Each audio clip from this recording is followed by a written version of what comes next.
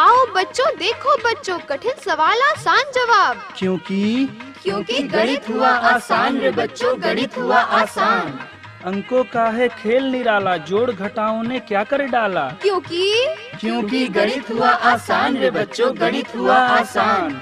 शून्य का है खेल अजब, अंकों के संग करे गजब। कभी अंकों को शून्य बनाता या अंकों का मान बढ़ाता। क्योंकि गणित हुआ आसान रे बच्चों, गणित हुआ आसान।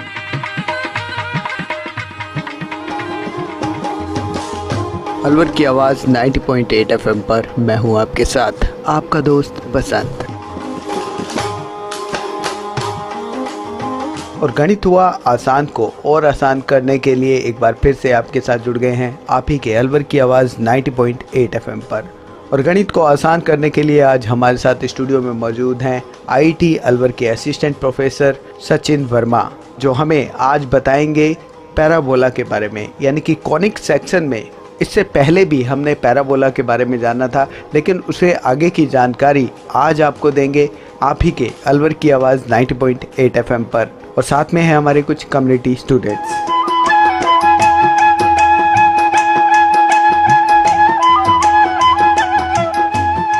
नमस्कार बच्चों। नमस्कार सर। बच्चों, मेरा नाम Sachin Kumar Verma, assistant professor in IIT engineering college, department of mathematics. बच्चों, आज हम जिस टॉपिक पे डिस्कस करने वाले हैं वो पिछले अध्याय में हम पढ़ चुके हैं। उसका नाम है पैराबोला। जानते सब लोग? जी सर। क्या कहते हैं पैराबोला को हिंदी में? परवलय। ठीक है बच्चों, पिछले अध्याय में हमने बहुत सारी बातों के बारे में जाना। क्या होता है परवलय, और क्या होती है उसकी अक्ष, क्या होता है नाभिलंब। ठीक है बच्चों? जी सर। और क्या होते हैं नियता, और क्या होते हैं शीर्ष। ठीक है, आज इस अंक में हम जानेंगे कुछ उसकी स्टैंडर्ड इक्वेशंस के बारे में। लेकिन उससे पहले मैं चाहूँगा आप लोग मुझे अपने अपने बारे में थोड़ा थोड़ा बताएं बच्चों, अपना अपना इंट्रोडक्शन दें। सर, मेरा नाम नीरज उपाध्याय है। मेरा नाम आनंद कुमार है। मेरा नाम उज्जवल कुमार है। मेरा नाम सरोज कुमार झा है। शाबाश बच्चों।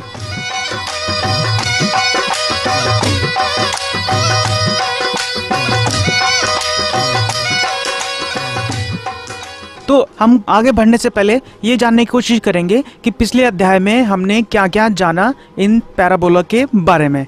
ठीक है बच्चों, मैं पूछ सकता हूँ आपसे इन टॉपिक्स के बारे में? जी सर। जी सर। ठीक है, तो सबसे पहले कैसे डिफाइन करेंगे हम परवलय को? परवलय क्या होता है, कैसे आप डिफाइन कर सकते हो इसे, पैराबोला को? सर, परवलय उसे कहते हैं जैसे एक परवलय तल के उन सभी बिंदुओं का समुच्चय है। एक परवलय तल के उन सभी बिंदुओं का समुच्चय जो एक निश्चित सरल रेखा और तल के एक निश्चित बिंदु से समान दूरी पर हो।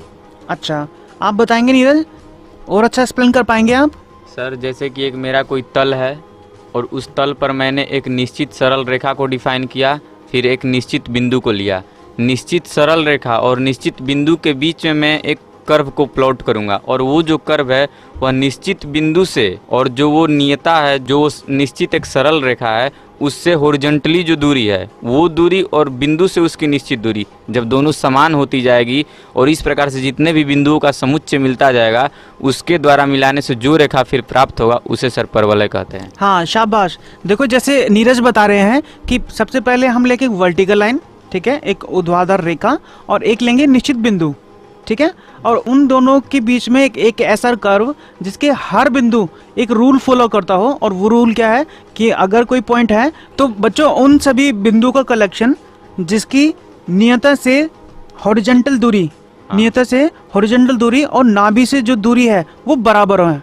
ठीक है, और उस कर्व पे उन सभी बिंदुओं का कलेक्शन जो है, जो कर्व बनाएगा, उस कर्व को हम बोलेंगे क्या? परवलय। ठीक है बच्चों? जी सर। चलो, ये तो हो गया एक डेफिनेशन के बारे में, परवलय होता क्या है।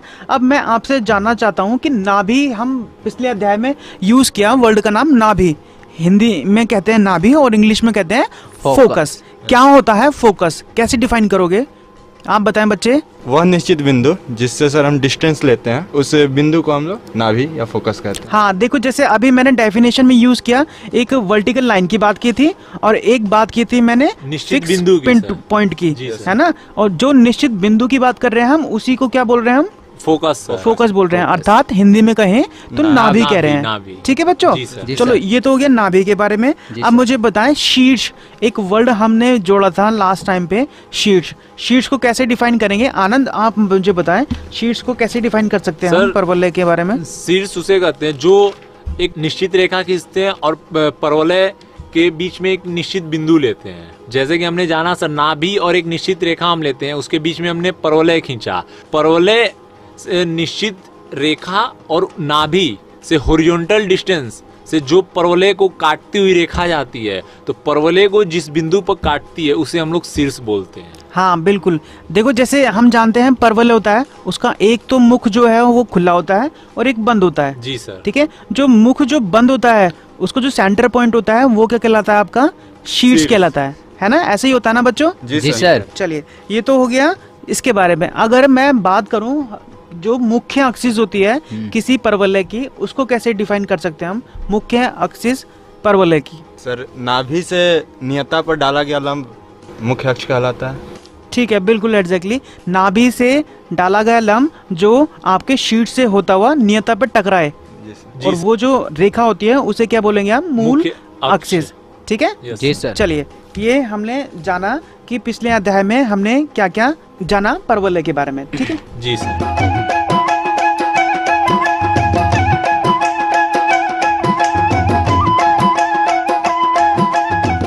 अब हम आज के अध्याय में जानेंगे कुछ महत्वपूर्ण जानकारी परवलय के बारे में, जिसे हम कहते हैं कि परवलय के मानक समीकरण।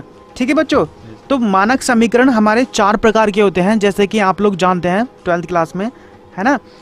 तो उसके बारे में आज हम जानेंगे। 4 तरह के होते हैं। फर्स्ट की बात करते हैं, फर्स्ट वन, उसे कहते हैं परवलय, जिसे बोलते हैं y² = 4x। सही बच्चों? y² = 4x की हम जब बात करते हैं तो इसका मतलब ये होता है कि जो हमारी जो नाभि है उसके सेंटर पॉइंट क्या होंगे? I mean उसकी नाभि क्या होगी? ए और 0। इसका मतलब जो कोऑर्डिनेट पॉइंट है वो क्या बनता है? ए और 0। अर्थात जो अगर मेरा शीर्ष ओरिजिन पे है, 0 0 पॉइंट है, तो नाभि की जो दूरी होगी कितनी होगी? ए डिस्टेंस एक्स एक्सिस पर, और वाई के लिए मूवमेंट कितनी होगी? वो 0 होगी। ठीक है, अर्थात मेरी जो ए की वैल्यू है वो क्या होगी? पॉजिटिव।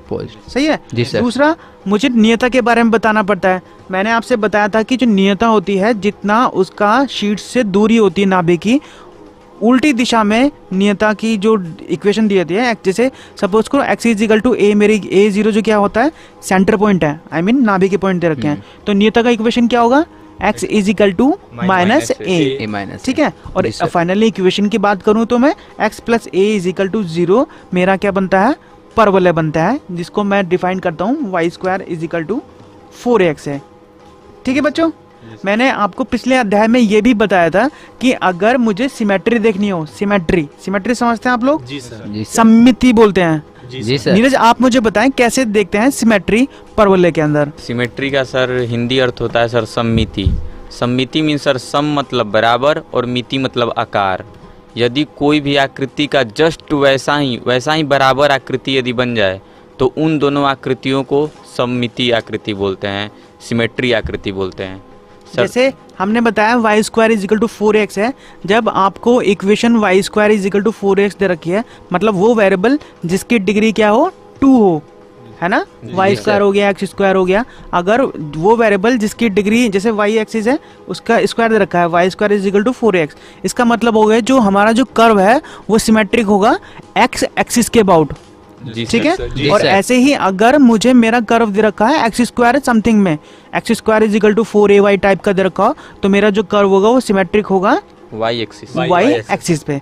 जैसे मैं सिमेट्रिक के बारे में और बताना चाहूंगा, सपोज करो आपको वृत्त दे रखा है, जानते हैं आप लोग वृत्त के बारे में? जी सर। सर्किल के बारे में जानते हैं? जी सर। सर्किल के व्यास के बारे में भी जानते होंगे? जी सर। व्यास क्या करता है? किसी भी सर्किल को आधे हिस्से में बांटता है। जी सर। है ना? आधा ऊपर हो गया, आधा नीचे होगा। अगर मैं उस लाइन को मैं उसके अबाउट देखना चाहूँ मान लो जो एक्सिस जी है सर। उसके अबाउट देखना चाहूँ तो ऊपर वाला पार्ट और नीचे वाला पार्ट मुझे एक जैसा नजर आता है। जी सर, वो रेडियस से symmetry बराबर है। सब जी कुछ सर। बराबर बराबर नजर आता है ना, तो उसको हम बोलेंगे सिमेट्री है। जी किसके अबाउट? एक्स एक्सिस के अबाउट। समझते हैं बच्चों? जी सर। जी सर। ठीक है, तो सिमेट्री का मतलब आप समझ चुके हैं। और यहाँ मैंने डिफाइन किया पहला कर्व जिसको मैंने बताया y square is equal to 4x। इसकी स्टैंडर्ड इक्वेशन है जहाँ पे नाभि क्या है a0 जो कि निर्देशांक है नाभि के, जहाँ a की वैल्यू क्या है पॉजिटिव और Positive। नियत की वैल्यू क्या है equation x equal to minus a, अर्थात x plus a equal to 0। जी सर। ठीक है बच्चों, जी जी समझ सर। आया? जी सर। ऐसे ही एक दूसरे शीट्स के बारे में हम बात दूसरे परवलय के बारे में बात कर रहे हैं जिसका मानक समीकरण है y square is equal to minus 4x। ठीक है, जी सर। अब मुझे आप ये बताएं, जैसे मैंने डिफाइन किया y square is equal to 4x को, आप मुझे डिफाइन करके बताएं y square is equal to minus 4ax को क्या होगी इसकी नाभि और क्या होगी इसकी नियता। नीरज आप बताएं मुझे। सर जैसा कि जो समीकरण है y square is equal to minus 4ax है, तो सर जैसे ही y के टर्म में स्क्वायर है, y स्क्वायर है, तो सर जो मेरा परवलय होगा वो x एक्सिस पर होगा और जो परवलय होगा वो x एक्सिस पर होगा, और जो नाभि होगा, चूंकि समीकरण जो है y square is equal to minus 4ax है, इसलिए जो नाभि होगा वो माइनस a,0 होगा। और चूंकि हम जानते हैं कि जो नियता का इक्वेशन होता है वो x इक्वल टू माइनस से होता है, तो माइनस इंटू माइनस से यानी x इक्वल टू प्लस से हो जाएगा, यानी नियता का equation x equal to a और जो सर नाभि है वो माइनस a,0। तो सर और जो वर्टेक्स है सर वो 0 0 होगा, और जो सर वो परवलय का सर जो मुंह है वो सर x एक्सिस के निगेटिव अक्ष की तरह खुला रहेगा, निगेटिव अक्ष की ओर खुला हुआ रहेगा। इस प्रकार से परवलय का सर निर्माण हो जाएगा। शाबाश नीरज। देखो जैसे नीरज ने बताया, हमारा जो सेकंड जो इक्वेशन है जिसके बारे में हम बात कर रहे हैं उसका जो समीकरण है वो है y square is equal to minus 4x। सबसे पहले हम ये जानने की कोशिश करते हैं कि कर्व हमारा किस अक्ष के सिमेट्रिक है। ठीक है, एक्स एक्सिस के सिमेट्रिक है या y अक्ष के सिमेट्रिक है। जैसे कि मैंने बताया था थोड़ी देर पहले कि y स्क्वायर अगर y की जो पावर है वो इवन हो तो कर्व किसके सिमेट्रिक होता है? एक्स के। एक्स एक्सिस के। ठीक है बच्चों, जी सर। और यहाँ पे जो माइनस 4x दे रखा है इसका मतलब हो गया जो नाभि की कोफिशिएंट कैसे होंगे? निगेटिव। नेगेटिव। मतलब एक्स एक्सिस पे नेगेटिव दिशा में हम मूव करेंगे, अर्थात सर। माइनस a हम एक्स एक्सिस पे मूवमेंट चलेगी और y एक्सिस के अबाउट कितनी चलेगी? 0। तो नाभि के निर्देशांक बनते हैं माइनस a और 0, जहाँ a क्या है? नेगेटिव। अब क्योंकि निर्देशांक हमारे माइनस a0 नाभि के मिल गए हैं तो नियता का समीकरण क्या बनेगा? x equal to a। x is equal to a, अर्थात x minus a is equal to 0। जी सर। ठीक है, जहाँ पे आपकी शीट्स के निर्देशांक क्या होंगे बच्चों? 0 0 0 0। ठीक है बच्चों, जी सर। समझ आया? जी सर। जी सर। ठीक है, ऐसे ही हम बात करेंगे थर्ड टाइप की मानक समीकरण का जिसे कहते हैं हम x square is equal to 4ay। आप बताओ बच्चों, एक्स स्क्वायर 4ay के लिए हम कैसे जानेंगे सिमेट्री के बारे में कि किस दिशा किस अक्ष के अबाउट सिमेट्रिक है और क्या उसके होते हैं फोकस और नियता और शीर्ष। आप बताएं बच्चे, आपका शुभ नाम बेटा? सर उज्जवल कुमार। हाँ उज्ज्वला, आप बताएं मुझे। सर ये जो परवलय है वो सर देखने में सर काफ़ी हद तक जो y square equal to 4ax का जो परवलय था उसी की तरह होता है, लेकिन सर इसका जो मुख है वो ऊपर की तरफ खुला होता है y एक्सिस की तरफ, और सर इसका जो नाभि है वो 0,a होगा, यानी कि y एक्सिस पर इसका जो निर्देशांक होगा वो a होगा और x निर्देशांक 0 होगा, और इसका जो नियता है वो sir y equal to minus a होगा, क्योंकि हम जानते हैं कि जितना शीर्ष से जितनी दूरी पे नाभि होती है उतनी ही दूरी पर नियता होती है। पीछे की साइड पे, बैक साइड में, जी है ना? सर, उसके विपरीत साइड में उतनी ही दूरी पर नियता होती है, इसलिए y इक्वल टू माइनस से आपको नियता हो जाएगी। ठीक है बच्चों, जैसे जी सर। इन्होंने बताया x square is equal to 4ay। अब आनंद आप मुझे बताएं, ये जो इक्वेशन है हमारी उज्जवल कुमार ने बताया, तो मैं ये जानना चाहता हूँ ये जो कर्व है इसका मुख किधर के होगा? अप साइड होगा, डाउनवर्ड होगा, राइट हैंड साइड होगा, लेफ्ट हैंड साइड होगा? अप साइड सर, ऐसा क्यों? क्योंकि सर वो पॉजिटिव हम y एक्सिस पर ले रहे हैं। हाँ बिल्कुल, जैसे x square is equal to 4ay, तो सबसे पहले हमने जाना सिमेट्री के बारे में, क्योंकि मैंने बताया था सिमेट्री देखने के लिए हम देखते हैं एक्स की पावर या वाई की पावर इवन हो। वो पावर कौन सी? क्योंकि इवन है तो एक्स स्क्वायर दे रखा है, इवन पावर एक्स की है, तो कर्व जो सिमेट्रिक हो किसके अबाउट? वाई एक्सिस के। जी सर। ठीक है, जी सर। दूसरा 4ay पॉजिटिव क्वांटिटी दी है मेरे को, इसका मतलब a की वैल्यू क्या होगी? वो पॉजिटिव हो गई। मतलब वाई एक्सिस पे ए डिस्टेंस वो ऊपर मूव करता है और एक्सिस पे कितना मूव करता है वो 0। जी सर। तो इसका मतलब हो गया जो परवलय का जो मुंह है वो खुलेगा ऊपर की तरफ, ठीक है। और जो ओरिजिन क्या होगी आपकी, आई मीन जो शीट्स होगा उसके निर्देशांक क्या होंगे 0 0, जहाँ पे उसका जो एक फेस है बंद होगा और जो ओपन वाला फेस है वो क्या खुलता है, ऊपर की तरफ खुलता है, ठीक है। अब हम बात करते हैं नियतक के बारे में, क्योंकि मैंने बताया जितना डिस्टेंस वो ऊपर मूव करेगा उससे उतनी ही डिस्टेंस बैक साइड में डाउनवर्ड में उसके नियतक का इक्वेशन देते हैं। जैसे axis Y is equal to minus A मेरी क्या होगी, नियतक की इक्वेशन होगी, अर्थात y plus A is equal to 0 मेरा नियतक का समीकरण बन जाता है। जी सर। ठीक है बच्चों? जी सर। ठीक है, एक लास्ट टाइप का हमारा एक मानक समीकरण बचता है जिसे बोलते हैं x square is equal to minus 4ay। आप बताएं बच्चे, आपका नाम? सर सरोज। हाँ सरोज, आप बताएं कैसे डिफाइन करोगे इसकी नियतों को, कैसे डिफाइन करोगे इसकी नाभि को, और शीर्ष के निर्देशांक क्या होंगे, और कैसे बताओगे सिमेट्री के बारे में?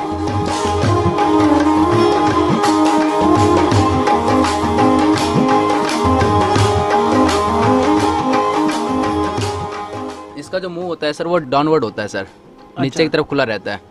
और जो सर इसकी जो सर नियता जो है सर इसकी वो है y इक्वल टू a, और सर इसकी जो नाभि है वो 0 माइनस a, और सर इसके जो शीर्ष निर्देशांक होंगे वो सर 0 0 होंगे सर। आप बताएं नीरज, क्या इन्होंने बताया वो सही बताया? जी सर, सरोज ने सर बिल्कुल सही बताया सर।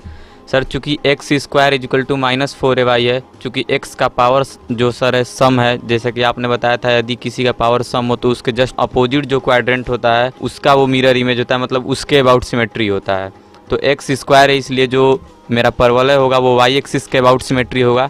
चूंकि x square is equal to minus 4ay है तो सर जो इसका नाभि होगा वो सर 0 माइनस से होगा, और चूंकि 0 माइनस से है इसलिए जो परवलय है वो डाउनवर्ड की तरफ उसका जो मुंह होगा वो डाउनवर्ड होगा। और सर जो नियता होती है, नियता का इक्वेशन होता है x इजिकल टू माइनस से, यहाँ पर लेकिन एक्स स्क्वायर है इसलिए y इजिकल टू माइनस से होगा, और माइनस इंटू माइनस से हो जाएगा चूँकि x square is equal to minus 4ay है। तो सर जो नियता का इक्वेशन हो जाएगा वो y इजिकल टू a हो जाएगा, और जो वर्टेक्स जो शीर्ष होगा सर वो 0 0 हो जाएगा। शाबाश नीरज। तो जैसे कि नीरज ने बताया x square is equal to minus 4ay के बारे में, जहाँ पे जो नाभि के निर्देशांक क्या होंगे वो 0 और माइनस से होंगे। नियता का इक्वेशन जैसे बताया बिल्कुल, क्योंकि डाउनवर्ड ओपन हो रहा है तो इसके जस्ट अपसाइड में इसकी नियता की इक्वेशन होगी जो होगी पैरेलल टू एक्स एक्सिस, ठीक है। इक्वेशन क्या बनती है उसकी, y is equal to a, अर्थात y minus a is equal to 0। इस परवलय के जो शीर्ष के निर्देशांक होंगे वो क्या होंगे 0 0। सही बच्चों? जी सर। चलिए, हमने जाना 4 समीकरणों के बारे में। पहला y square is equal to 4x, second one y square is equal to minus 4x, third one x square is equal to 4ay, and last one x square is equal to minus 4ay। ठीक है बच्चों? जी sir. अब मुझे थोड़ा सा और बताएं, हमने लास्ट एपिसोड में डिस्कस किया था नाभिलम जीवा के बारे में। कोई बताएगा नाभिलम जीवा क्या होती है, कैसे डिफाइन करोगे नाभिलम जीवा को? सर परवलय की नाभि से होकर जाने वाली और परवलय के अक्ष को लंबवत रेखाखंड जिसके अन्य बिंदु परवलय पर हो या अंतिम बिंदु परवलय पर हो, उस परवलय को उससे परवलय की नाभिलम जीवा कहते हैं। हाँ, जैसे देखो इन्होंने बताया परवलय की नाभि से जाने वाली और परवलय की अक्ष के लंबवत रेखाखंड जिसके एंड पॉइंट परवलय पे स्थित हो, नाभिलम जीवा कहते हैं। ठीक है बच्चों? जी सर। मान लो कोई आपको कर्व दिया हो y square is equal to 4x दिया हो, है ना? जी सर। तो उसके सेंटर पॉइंट से मतलब नाभि से जाने वाले और जो मूल एक्सिस है ना उसके वर्टिकली जो लंबाई है, जी सर, है ना, जी वो जिस एंड पॉइंट पे कर्व को टच करेंगी, अगर उन एंड पॉइंट को हम मिला दे तो हमारा जो एक रेखाखंड निकल के आता है उसे बोलेंगे आप नाभिलम जीवा। जी सर। ठीक है, जैसे हमारा जो कर्व है y square is equal to 4x दे रखा है सपोज करो, तो नाभि के कोऑर्डिनेट क्या होंगे आपके a और 0। यहाँ मूल एक्सिस क्या होगी हमारी x एक्सिस। ठीक है, अब क्योंकि डेफिनेशन ये कहती है कि मूल एक्सिस के परपेंडिकुलर और नाभि से जाने वाली रेखा, इसका मतलब मूल एक्सिस के परपेंडिकुलर तो हमारी होगी y एक्सिस और नाभि से जाने वाली रेखा, अगर उसको हम आगे पीछे बढ़ाएं तो जिस कर्व पे टच करेगी, जिस पैराबोला पे टच करेंगी वो दो बिंदु होंगे a और b, और a बिंदु a और b बिंदु को मिलाएं तो वो नाभि से होती हुई मिलेगी। उसकी जो डिस्टेंस है, वो जो नाभि खंड है, आई मीन रेखाखंड है, उसको जो नाम देंगे हम बोलेंगे नाभिलम जीवा, और जिसका समीकरण होता है y I mean A B is equal to 4a। A और बी क्या है आपके एंड पॉइंट है किसके, परवलय के, जहाँ पे आपकी नाभिलम जीवा ने कट किया है कर्व को। ठीक है, चलिए ये हो गया इसके बारे में। ठीक है बच्चों,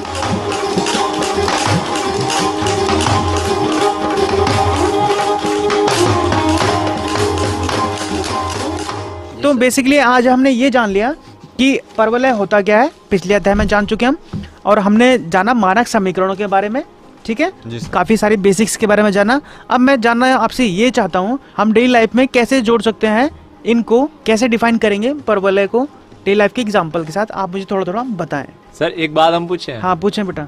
सर जो आपने कहा कि A B equal to 4a, नाभिलम जीवा इक्वल टू 4a आपने बताया, तो सर इसका मतलब हम ये कह सकते हैं ए और बी तो सर हमारे परवलय के तल पर जो दो बिंदु हैं उन्हें हम नाम दे रहे हैं।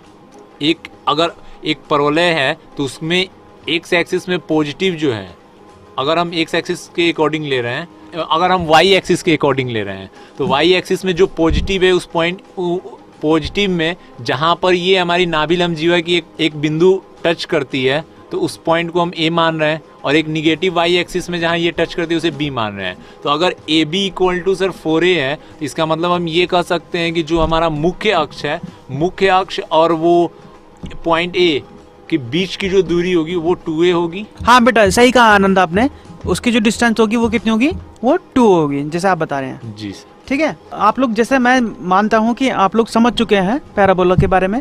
अब मैं आपसे कुछ क्वेश्चन पूछ रहा हूँ, उसकी मुझे जवाब दीजिए।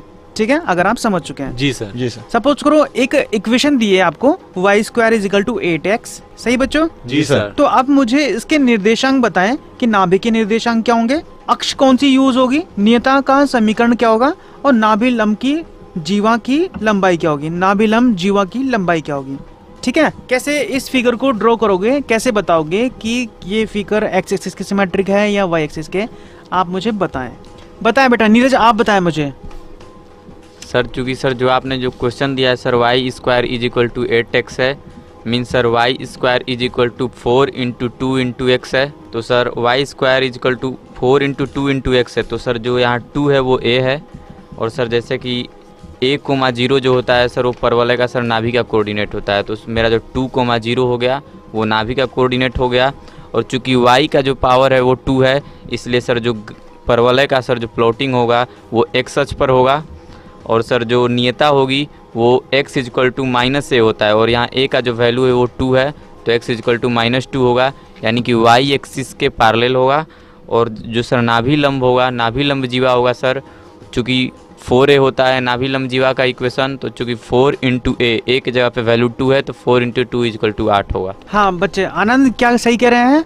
जी सर। हाँ जी सर। अच्छा मुझे ये बताएं कैसे डिसाइड करेंगे कि ये जो कर्व है किस एक्सिस के सिमेट्रिक है, आप बताएं बच्चे, कैसे डिसाइड करेंगे इस क्वेश्चन में कि सिमेट्रिक किस एक्सिस के अबाउट है? सर जैसा आपने पहले बताया था सर कि हम यहाँ देखते हैं कि जो हमारा y है इक्वेशन है उसमें सर सम किसके पावर सम है या इवन है, तो उसके हिसाब से हम ये करते हैं। यहाँ पे y की पावर इवन है तो इसलिए हमें पता चलता है कि ये एक्स एक्सिस हाँ, के देखो जैसे बता रहे हैं कि जो y है उसकी पावर मेरे को इवन नंबर दे रखी है, इसका मतलब ये हो गया कि मेरा जो कर्व है वो किसके अबाउट है, सिमेट्रिक है, एक्स एक्सिस के अबाउट सिमेट्रिक है। ठीक है, पहला तो ये डिसाइड कर लिया कि हमारा जो कर्व है सिमेट्रिक है एक्स एक्सिस के अबाउट। ठीक है, अब मुझे ये और देखना है कि मेरा जो कर्व है उसका जो फेस, जो ओपन फेस्ड है वो कहाँ खुला हुआ है, और जो उसका बंद फेस है वो कहाँ खुला हुआ है। I mean, जो बंद फेस है वो कहाँ किस पॉइंट पर स्थित है, और जो ओपन फेस है वो कहाँ पर है। ठीक है, अब क्योंकि जैसे इन्होंने बताया y² is equal to 8x equation है, और जनरल इक्वेशन क्या होगी, y² is equal to 4x। जब आप कंपेयर करोगे तो a की वैल्यू क्या निकल के आएगी, 2। तो इसका मतलब हो गया जो नाभि है उसके कोऑर्डिनेट पॉइंट क्या बनेंगे आपके, 2 और 0। सही बच्चों? जी सर। अब 2 0 का मतलब है कि शीट्स से जो दूरी है वो 2 यूनिट है आपकी, तो शीट्स के निर्देशांक क्या होंगे, 0। और जो शीट्स है वो क्या हो गया आपका कर्व का एक बंद फेज है ना, ओपन फेज जो होता है वो बंद फेज बोल रहा हूँ मैं, तो बंद फेज वहाँ पे कर्व जो क्लोज हो रहा है आपका, और ओपन कहाँ होगा, राइट हैंड साइड में। ठीक है, क्योंकि पॉजिटिव एक्सिस की तरफ मूव किया है ना इसने, आपके कर्व ने, जो नाभि जो है पॉजिटिव एक्सिस की तरफ मूव कर रही है, इसका मतलब हो गया राइट हैंड साइड में ओपन होगा और नाभि पे जो आई मीन शीट्स पे क्या होगा वो क्लोज हो जाएगा। सही है। और जैसे कि देखो नीरज ने बताया कि नियता का जो समीकरण होता है वो होगा इस कहाँ पे x = -2 अर्थात x + 2 = 0। सही है बच्चों? जी सर। और इन्होंने ये भी बताया कि जो नाभि लंब जीवा की लंबाई होती है वो क्या होती है 4a, और यहाँ पे a क्या है हमारा 2, तो अर्थात क्या हो जाता है नाभि लंब जीवा की लंबाई 8 हो जाती है। ठीक है बच्चों, शाबाश नीरज। सही है बच्चों? जी सर। चलिए मैं आपसे एक दूसरा क्वेश्चन पूछना चाहता हूँ। जैसे कि आपने पहले क्वेश्चन का जवाब दिया, ठीक ऐसे ही ऐसा क्वेश्चन पूछ रहा हूँ मैं। अगर आपको नाभि के निर्देशांक 2 और 0 दिया हो, ठीक है बच्चों, तो ध्यान से सुने। अगर नाभि के निर्देशांक 2 और 0 दे रखे हैं और नियतांक का जो समीकरण दे रखा है x = -2 दे रखा है, ठीक है बच्चे, तो परवलय का समीकरण कैसे डिसाइड करोगे, बताओ मुझे।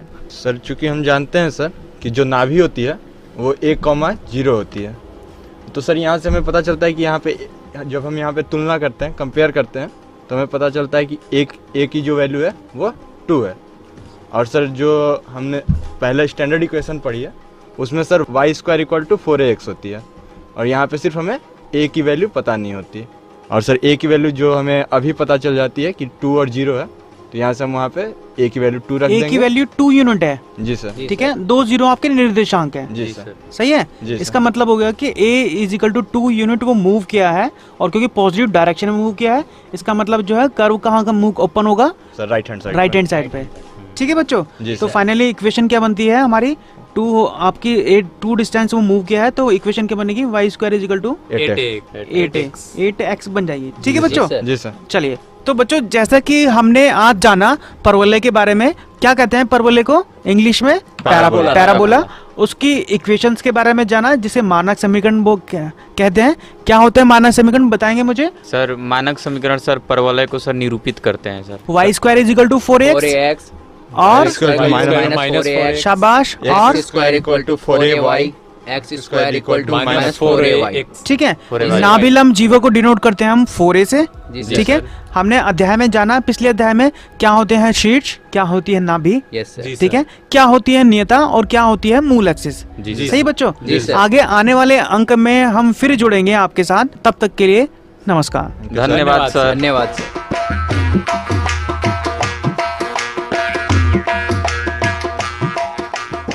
तो दोस्तों हमें पूरी तरह से उम्मीद है कि आपका गणित तो ज़रूर आसान हो गया होगा, क्योंकि पैराबोला यानी कि कोनिक सेक्शन में पैराबोला के बारे में आपने पहले भी जाना था, और आज इस दूसरे अंक में बहुत कुछ जानकारी आपको IIT अलवर के असिस्टेंट प्रोफेसर सचिन वर्मा ने दी।